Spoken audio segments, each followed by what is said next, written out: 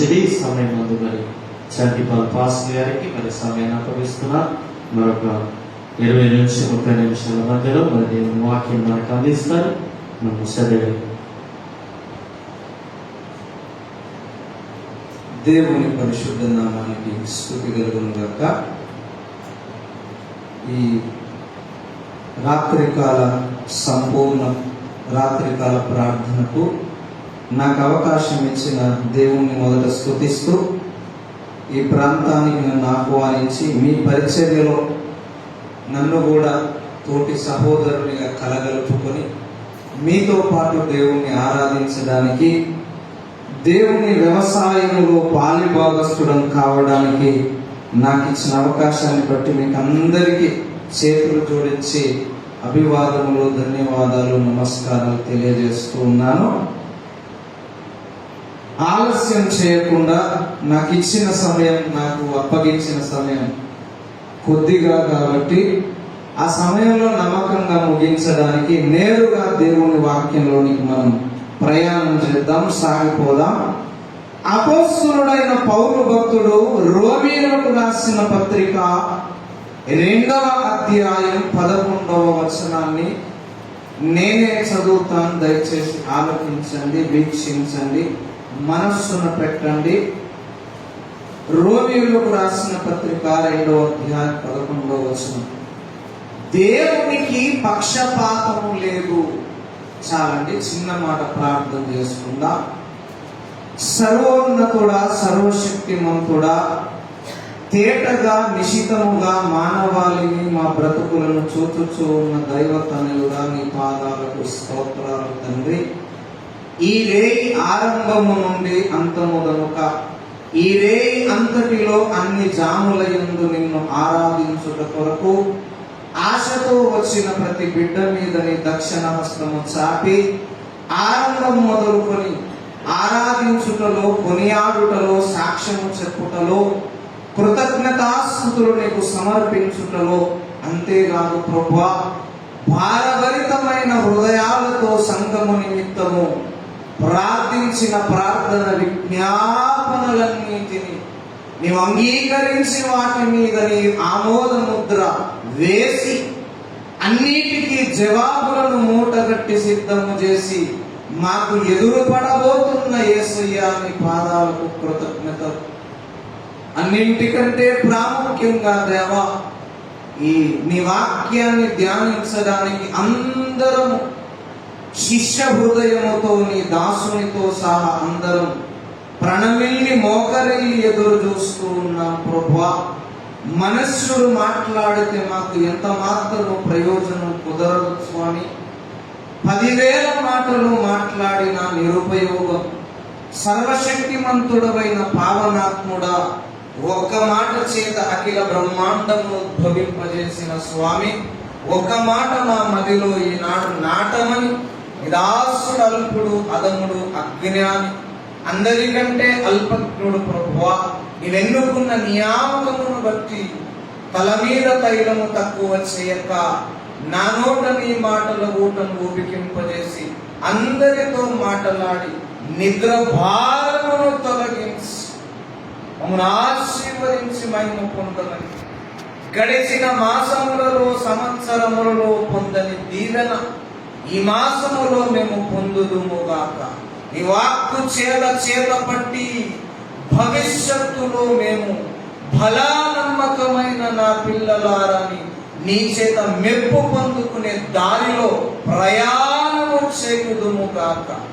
అట్టి కృప మాకు కలగజేసి మహిమ పొందమని యేసు పరిశుద్ధ నామమున ప్రార్థించి వేడుకుంటున్నాం పరమ తండ్రి, ఆమేన్.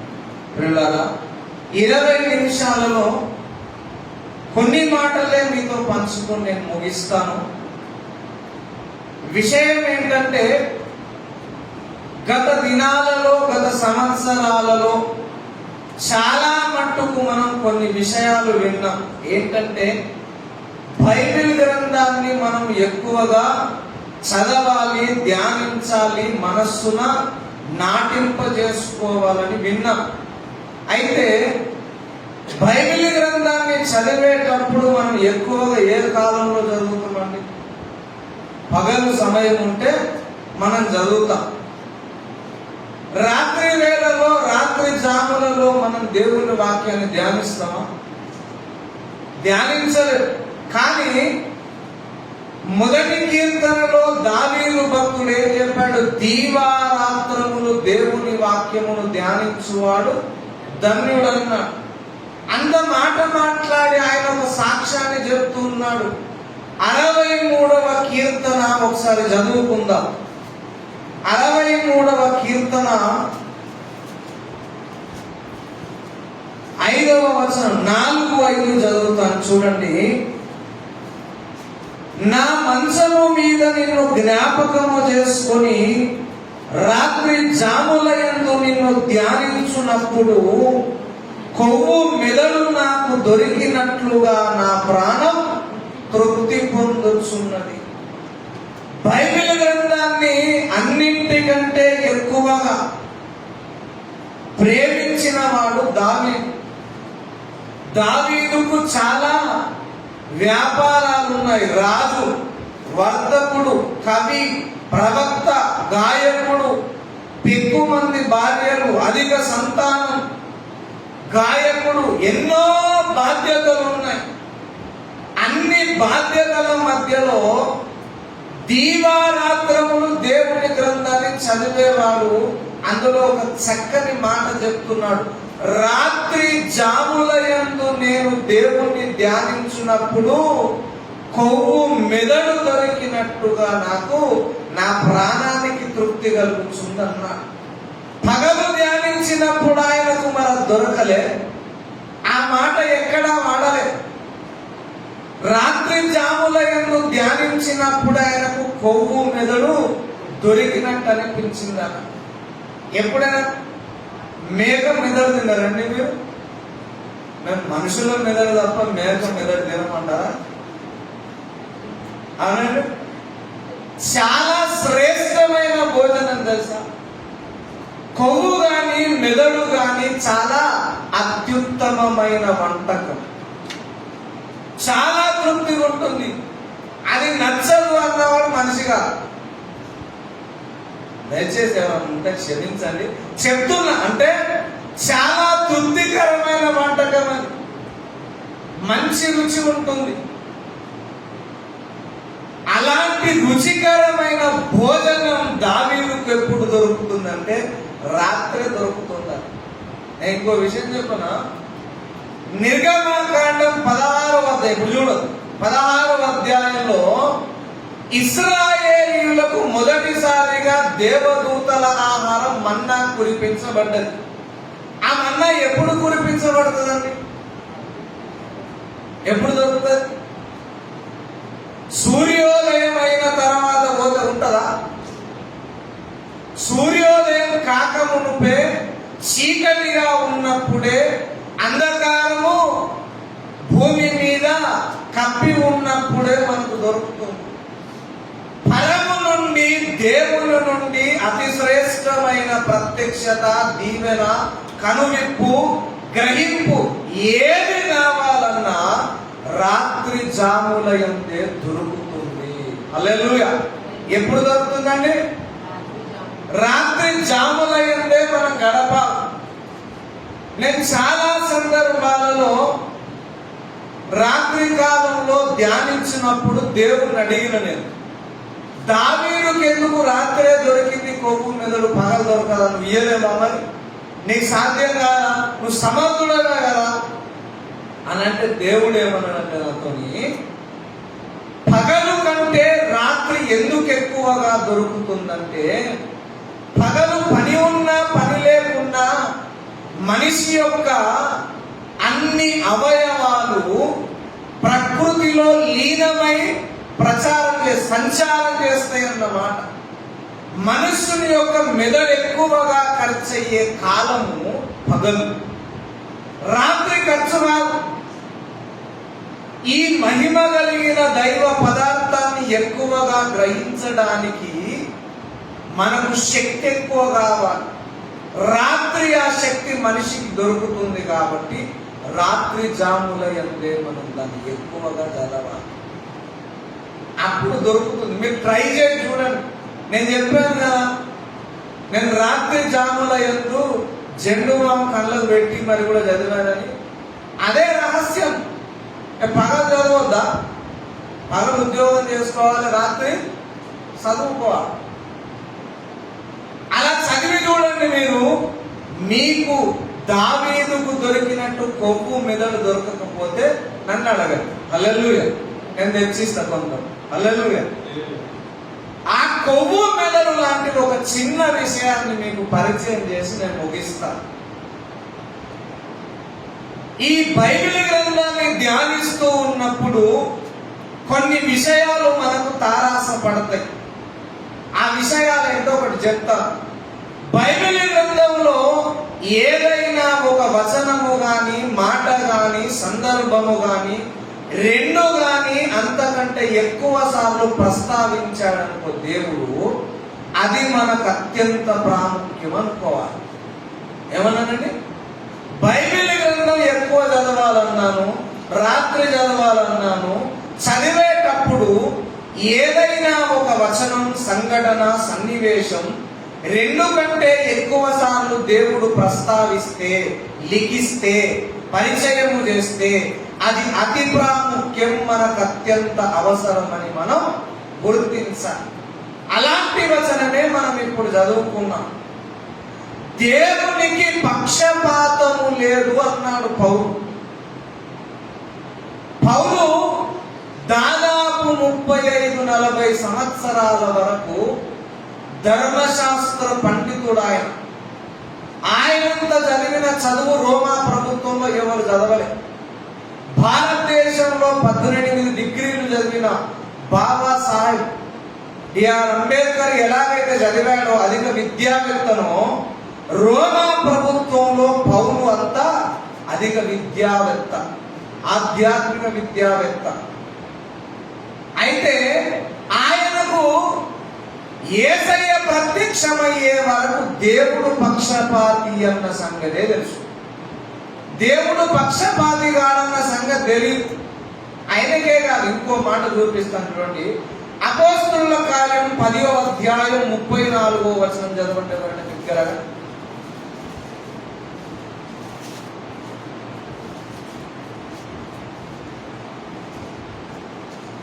దేవుడు పక్షపాతి గాడని నిజముగా గ్రహించి ఉన్నా. పేతురు అంటున్నాడు, ఇప్పుడు దేవుడు పక్షపాతి కాడని నేను నిజముగా. చూడండి, యేసయ్యతో పేతురు ఎన్ని సంవత్సరాలు సేవ చేశాడు? నీతో నాతో మట్టి పురుగుతో అల్పజ్ఞానితో కాదు, సర్వజ్ఞుడైన యేసయ్యతో 3.5 సంవత్సరాలు పరిచర్య చేశాడు. ఏదో సగం సగం జీవితం ఇయ్యలేదు. భార్య పిల్లలను, అన్నదమ్ములను, ఆస్తిపాస్తులను, వ్యాపారాలను, ఇష్టాలను అన్నింటిని పరిత్యజించి యేసయ్యతో 3.5 సంవత్సరాలు సేవలో ఉన్నాడు. ఏం ఆశించలేదు, వేరే లైఫ్ లేదండి. జీవితం అంటే యేసయ్య అంతే. అలాంటి ఆయనకు దేవుడు పక్షపాతి కాడు అని గ్రహించలేడని చెప్తున్నాడు. హల్లెలూయా. 3.5 సంవత్సరాలు యేసయ్యతో తిరిగాడు కానీ ఒక మూలన భక్తునికి ఏమనుంది? దేవుడు పక్షపాతి అనే ఉంది. నేటికి కూడా దేవుని పిల్లలలో, దేవుని భక్తులలో చాలా మందికి దేవుడు పక్షపాతి అన్న భావన జీవిత కాలంలో కనీసం ఎప్పుడో ఒక్కసారన్న తారాసపడదు. నేను చెప్తాను త్వరగా, మీరు పోయినాక చదువుకోండి. 73వ కీర్తనలో ఆసాపు అంటాడు, భక్తిహీనుల క్షేమము నా కంటపడగా నేను ఆయాసపడితి. నా చేతులు నేను కడుక్కొని బ్రతకడం, నా హృదయము నేను కడుక్కొని బ్రతకడం, పరిశుద్ధంగా బ్రతకడం వ్యర్థం అని అంటాడు ఆయన. యోబు గ్రంథము 37వ అధ్యాయం 22వ అధ్యాయంలో యోబు అంటాడు, భక్తిహీనులు భయము లేక క్షేమముగా ఉంటున్నారు, వారికి మరణము వరకు యాతనలు లేవు, నీతిమంతునికి యాతన ఎల్లప్పుడూ ఉంది. ఏమంటున్నాడు? దేవుడు నాకు న్యాయం చేయట్లేదు అంటున్నాడు. ఇంత భక్తి పరుడను, ఇంత నీతిగా బ్రతుకుతున్నాను, దేవుని కొరకు ఇంత చేస్తున్నాను నేను, కానీ నాకు దేవుడు తగినంత మేలు చేయట్లేదు. ఇన్ని సంవత్సరాల నుంచి నేను ప్రార్థన చేస్తున్నాను, నాకు ఇంకేం కాకపోయా? పెళ్లి కాకపోయా, పెళ్ళి అయితే పిల్లలు కాకపోయా, పిల్లలైతే వాళ్ళు చక్కగా లేరు, నాకు ఇంకా మంచి చదువు లేదు, చదువు ఉంటే ఉద్యోగం లేదు, కుటుంబం ఉంటే కుటుంబంలో సఖ్యత లేదు, సేవకు వస్తే సేవ ఫలించట్లేదు, పంట వేస్తే పంట వీగిపోతుంది. భక్తుల జీవితాలలో దేవుడు పక్కవారికేమో న్యాయం చేస్తున్నాడు, నా బ్రతుకులనేమో న్యాయము జరగట్లేదని వాపోతున్నాడు. అందరి జీవితాలలో ఉంది. మహాభక్తులు అనబడుతున్న వారందరి భక్తులలో బ్రతుకులో ఈ యొక్క ఆయాసము వారిని వెంబడించిందని చెప్తున్నారు. హల్లెలూయా. మీరు ఎప్పుడు అనుకోలేదండి మాట? నేనైతే గుండెల మీద చేసుకుని యథార్థంగా చెప్తున్నా, చాలా సార్లు అనుకున్నా. చిన్నప్పటి నుండి నానా అవస్థలు పడుతూ బ్రతికాను. ఇంత పరిశుద్ధంగా బ్రతికితే నా యవ్వనమంతా సరిగ్గా ఇచ్చిన ఏ రోజు నేను ఒక 1 hour కూడా నేను వేస్ట్ చేయలేను బ్రతుకులు. బలాదూరు తిరిగిన వానికేమో బతుకు మంచుకుంది, దేవుని సన్నిధి కొరకు కళ్ళల్లో కారం పొడి పోసుకున్నట్టు దేవుని కొరకు బతికితే నా బ్రతుకేమో ఫలింపలేదు. చాలా సార్లు నేను బాధపడ్డా. ఇప్పుడు బాధపడకపోయినా మన జీవితంలో ఏదో ఒక సంఘటనలో ఖచ్చితంగా బాధపడక మనం జీవితాన్ని ముగించలేము. హల్లెలూయా. ఇదంతా ఎందుకు చెప్తున్నానంటే, మన బ్రతుకులో మనము దేవుడు పక్షపాతి కాదు అని నోటితో పలకకపోవచ్చు, కానీ మన మనస్సులలో సమస్యలు వచ్చినప్పుడు, బాధలు వెంటాడినప్పుడు, అవమానాలలో నడుస్తున్నప్పుడు, నిందలలో బ్రతుకుతూ ఉన్నప్పుడు, ఎన్ని చేసినా మనము నెగ్గకపోయేసరికి కొన్నిసార్లు మనం రహస్యంగానైనా దేవుని దగ్గర బాధపడే పరిస్థితులు ప్రతి ఒక్కరికి ఉన్నాయి. ఇది అపవాది యొక్క ప్లాన్ అని చెప్తున్నా. ఎట్లనో చెప్పి ముగిస్తాను. హల్లెలూయా. ఇది దుష్ట మేధావి అయిన అపవాది యొక్క ప్లాన్, వారి వ్యూహం. ప్రతి భక్తుని మనస్సులో దేవుడు పక్షపాతి అని వాడు ఒక్కసారైనా అనిపించగలగాలి. వాడు పాస్ అవుతాడు, మనం ఫెయిల్ అవుతాడు. ఎలాగో చెప్తా వినండి. చాలా భక్తి చేసినప్పటికీ, ఎంతో దేవుని కొరకు బ్రతికినప్పటికీ మన బ్రతుకులో కొన్నిసార్లు కనీసం దేవుడు నాకు అన్యాయం చేశాడు. యోబు అన్నాడా లేదండి? ఏమన్నాడు యోబు? దేవుడు నాకు ముళ్ళ కంచె వేశాడు, దేవుడు నేను బయటకి దాటకుండా కంచె వేశాడన్న. ఇంకా ఇర్మియా భక్తుడైతే అంటాడు విలాప వాక్యంలో, ఆయన నన్ను నలిపేశాడు, ఆయనకు నేను భగవానిగా నన్ను ఎంచి ఆయన బాణముల చేత నన్ను గుచ్చాడని చెప్తాను. ఎట్లా ఎంచాడట దేవుడు? ఈయనను భగవానిగా ఎంచాడట. ఎంచుతారా దేవుడు? మరి భక్తులు ఏ సందర్భంలో అన్నారు ఆ మాట? ఎటు చూసిన సమస్యల వలయం, ఆదరణ లేదు, ఓదార్పు లేదు, పలకరించేవారు లేరు. ఎటు చూసిన సమస్య, మనశ్శాంతి లేదు, కానీ దేవుని కొరకు బ్రతుకుతున్నారు. అప్పుడు అపవాది మెల్లిగా పక్కకు వచ్చి ఈ మాటలు చెప్తే ఆ నిరాశలో పలికారన్నమాట. హల్లెలూయా. దేవుణ్ణి ఆయన మాకు అన్యాయం చేశాడు, కొందరికే న్యాయం చేస్తాడు ఆయన.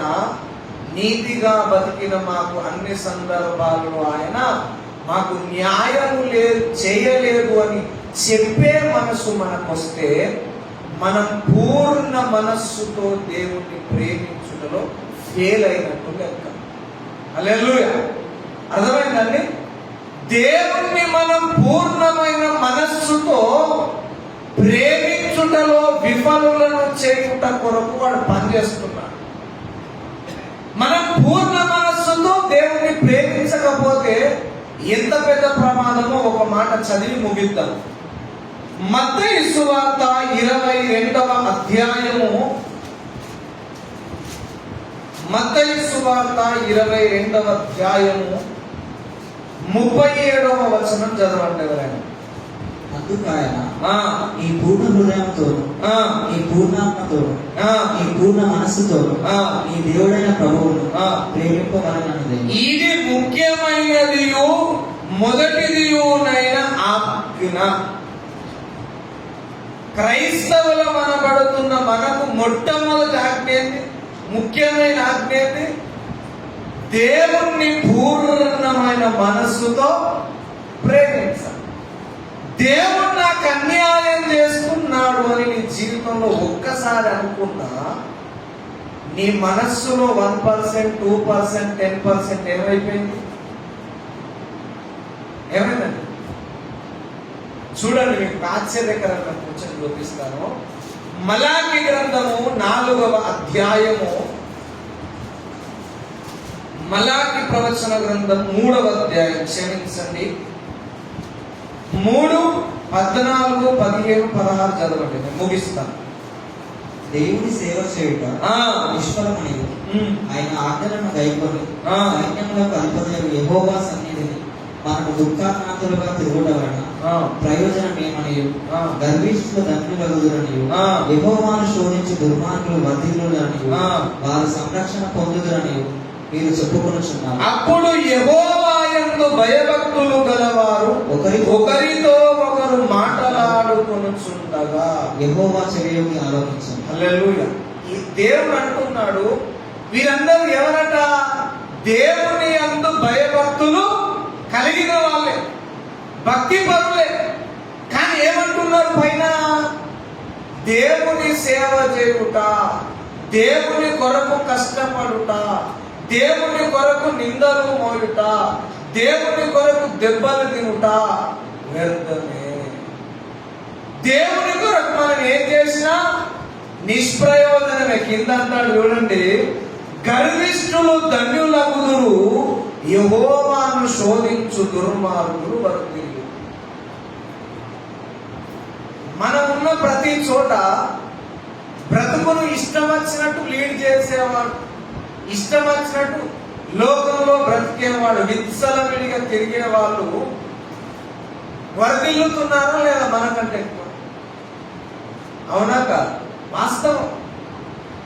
చాలాసార్లు మనకు అనిపిస్తుంది, మనకు అనిపించకుండా మన పక్క మన ఫ్రెండ్ ఉంటాడు, వాడు ఏం చేస్తాడు? నీ బతుకు సల్లకుండా నువ్వు ప్రార్థన చేసి చేసి చేసి మోకాళ్ళు అరిగిపోతున్నాయి కానీ నీ బతుకు మారతలేదు. పక్కోడు వాడు గుడికి రాడు, బడికి పోడు, మన బతుకుడు కింగ్స్ లైఫ్ అని, రాజా జీవితం. అలా అన్నప్పుడు మన బ్రతుకులో మనం ఏకీభవించద్దు అని చెప్తున్నాం. ఈ సంపూర్ణ రాత్రి సంపూర్ణ మనస్సుతో దేవుణ్ణి ఆరాధించే వారికి మనం తయారు కావాలి. సంపూర్ణముగా దేవుణ్ణి ప్రేమించే వారికి మనం తయారు కావాలి.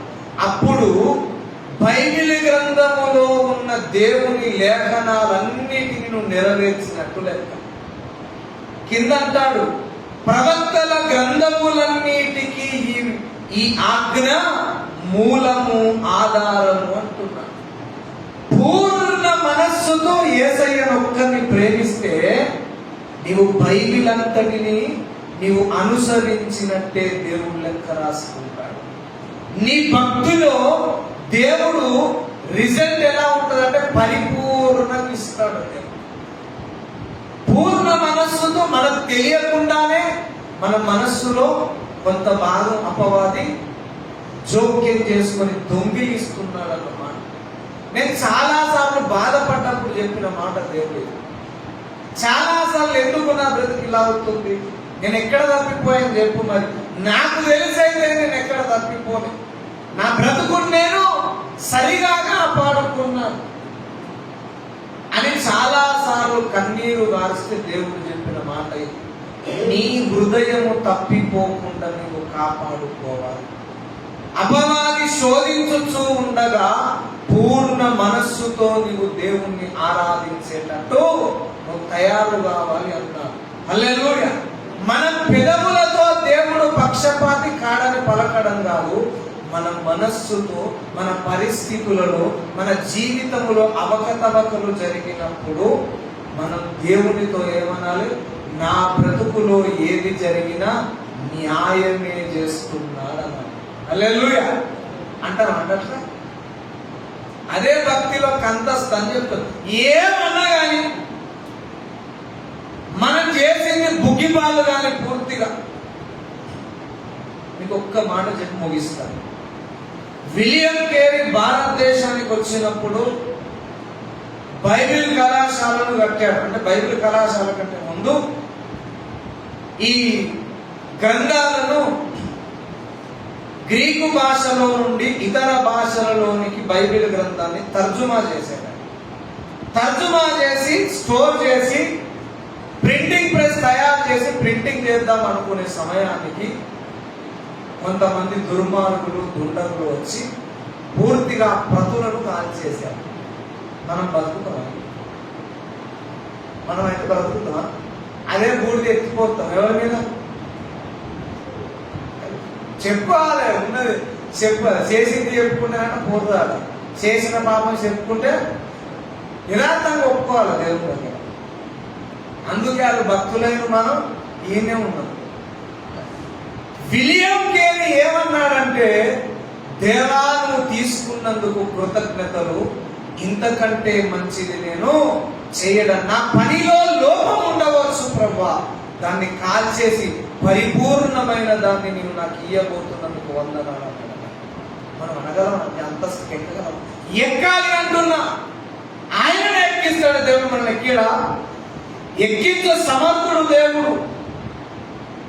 పూర్ణ మనస్సుతో మనం మొదట ఆయనను ప్రేమించాలి. ఏమన్నా జరగని మన బతుకులో ఇది నా జీవితంలో జరగడం న్యాయం అని పలకాలి. అప్పుడు దేవుడు నిన్ను మామూలు అంతస్తుకు తీసుకోకూడదు. ఎవరు అందుకోలేరు నీ అంతస్తు. నేను చెప్తున్నాను, మన అంతస్తును ఎవరు అందుకోలేరు, అంత ఉన్నతమైన స్థాయికి తీసుకోవాలి. కాబట్టి ఈ రాత్రి మనం దేవుని సంపూర్ణంగా పూర్ణ హృదయంతో మనం ప్రేమించాలి. మన బ్రతుకులో ఎన్నో కష్టాలు వస్తాయి. నీతిమంతునికి కలుగు ఆపదలు అనేకం వస్తాయి. అప్పుడు మన మనస్సులో ఏం చెప్పుకోవాలి? ఇది నా జీవితంలో న్యాయం అని నువ్వు చెప్పగలరు. మరి దేవుడు నిజంగా పక్షపాత నిష్పక్షపాత? పక్షపాతి కాదు. ఒక్క మాట చెప్పి నేను ముగిస్తాను, ఒకటే నిమిషం. చూడండి, సంఖ్యాకాండం 21వ అధ్యాయంలో మోషేకు వ్యతిరేకంగా కొంతమంది ఇశ్రాయేలీయులు తిరుగుబాటు చేసి ఆయనను తిట్టారు, నానా ఇబ్బంది పెట్టారు. ఇక చాలా వాళ్ళని ఇబ్బంది పెట్టిన తర్వాత ఆయన పోయి ప్రార్థన చేస్తే దేవుడు తాపకరమైన సర్పములను పంపించి కాటేసి చాలా మంది చంపాడు. దేవుని నాయకుడిని, దేవుని సేవకుని, దేవుని భక్తుని అన్నందుకు దేవుడు శిక్షించిందా లేదా? అదే 20వ అధ్యాయం మళ్ళీ మీరు చూడండి. ఇశ్రాయేలీయులను మోషే ద్రోహులారా అన్నందుకు కనాను పోనిచ్చిందండి. అసలు మోషే యొక్క ఆశ ఏంటిది? ఆయన జీవిత ధ్యేయం ఏంటి? ఆయన గమ్యం కనాను వేరాలి. కానీ చేయండి, దేవుడు పక్షపాతిగాడు. దేవుని సేవకుని, దేవుని భక్తుని ఎవరన్నా అంటే ఎంతగా పట్టించుకున్నాడో, న్యాయంగా ప్రవర్తించాడో. ఈయన వాళ్ళనంటే కూడా ద్రోహులా అన్నది పెద్ద ముచ్చట అండి. మన డిక్షనరీలో అది అసలు విషయమే కాదు. అవునా? మనం మన ఇళ్లల్లో మాట్లాడే మన పెనిమిటిని, మన పతిని మనం అనే ముచ్చట్లు అది అసలు పెద్ద విషయమే కాదు. కానీ దేవుడు దాన్ని ఏం చేసిండు? పట్టించుకున్నాడండి. దేవుడు నిజంగా ఎంత న్యాయం, దుఃఖము ఏడుపు వస్తుంది తెలుసా. అయితే చాలాసార్లు బైబిల్ గ్రంథం అర్థమైనప్పుడు ఇక చదవలేక పక్కకు పెట్టి ఏడ్చానండి. దేవుని ప్రేమను బట్టి కృతజ్ఞతలు. అసలు ఇంతగా ప్రేమించే దేవుడు ఉంటే నువ్వు ఎలా వదిలి మేము బ్రతుకుతున్నావు అని ఏడ్చి తినాలండి. ఆయన ప్రేమ అర్థమైతే మనం అసలు దేని కొరకు మనం ఆలోచించం. ఆయన ఒక్కడుంటే చాలు మన బ్రతుకులో. మన జీవితంలో యేసయ్య అర్థం కాకనే అన్నిటి కొరకు వెంపన్నాడు. యేసయ్య అర్థమైతే మనం నిజంగా మన జీవితం ఇలా ఉంటుందండి. సంపూర్ణ న్యాయవంతుడు ఆయన. అందుకే పౌలు ఒక స్టేట్మెంట్ చేశాడు, మనము నమ్మదగిన వారము కాకపోయినా ఆయన నమ్మదగిన వాడుగా మన ఎడల ఉండును. కానీ ఆయన నమ్మకాన్ని, న్యాయాన్ని మనం నమ్మకుండా చేస్తాడు వాడు. భక్తులమే, పరిశుద్ధులమే, యేసయ్య అంటే ప్రాణమే, కానీ మనల్ని వాడు ఓడింపజేస్తాడు, విఫలులను చేస్తాడు, నిష్ఫలులను చేస్తాడు.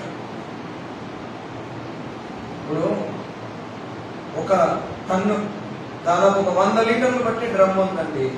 నిండా నీళ్లు నింపాను, చిన్న రంధ్రం చేశాను, నీరు పోదు. చాలా చిన్న రంధ్రం.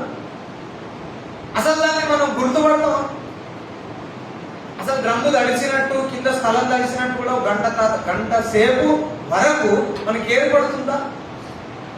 అలాగే మన జీవితంలో అపవాది భక్తులమని భజన చేస్తూ యాత్రలో కొనసాగుతున్నప్పుడు మనకు తెలియకుండానే మన జీవితంలో చిన్న పొరపాటు రంధ్రాలను చేస్తాం. ఆ పొరపాటే దేవుని న్యాయాన్ని నమ్మకుండా బ్రతికిద్దాం. మనమందరం భక్తులని, కానీ మనకు తెలియకుండానే మనల్ని దేవుని న్యాయాన్ని నమ్మకుండా చేస్తాం. కాబట్టి ఇక మీద, ఇంతకు ముందు ఉన్నాము, ఇక మీదట మన జీవితంలో ఏది జరిగినా అది దేవుడు మన చిత్తములో చేయటం న్యాయమని హృదయముతోనూ, మనస్సుతోనూ, నోటితోనూ మనం ఒప్పుకుంటే అపవాది మన ఎదుట నిలవబడడు. హల్లెలూయా.